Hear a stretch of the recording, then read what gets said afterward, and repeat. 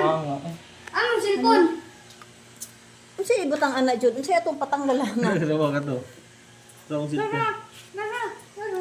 Hala nayab-an sa utso-utso. Disgrasya gyud ba? Mun ani oh. Password. Nipilit sa iyahang kuan, nipilit sa iyahang panit, natunaw ang kuan, isugam day ana oh.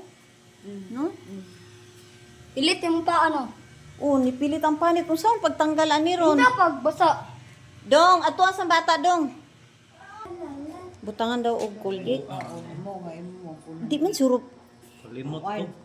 Di nayab na. Nayabo siya, nabikil sa imong kamot. Kani siguro petroleum jelly kay para mo slide. Unsa ba? Para mo slide siya. Nayaban siya sa kuan, nayaban siya sa utso-utso. Unsa tawag ani? Utso-utso ba ni siya nga kuan oh? Ana hurot maun po di ay niya kayabo oh. Na hurot niya kayabo diri sa iyahang paa oh. Nya. Isog man na naglo. Oh.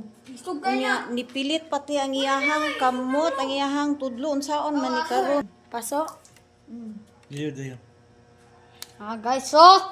Pastilan po niya. Kahit pa dyan naglo. Kani Pastilan kayo ni ba? Sakit.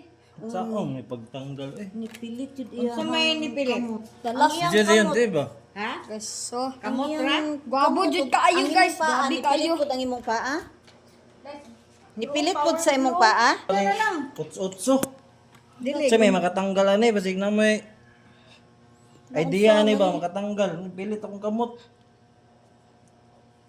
Nayaban ako ba? Pangan. Si Moana. Nayabo, utso-utso na unsa may pantanggal ani. Nipilit sa iyahang kamot. Na Ginoo ko. Tingala lang.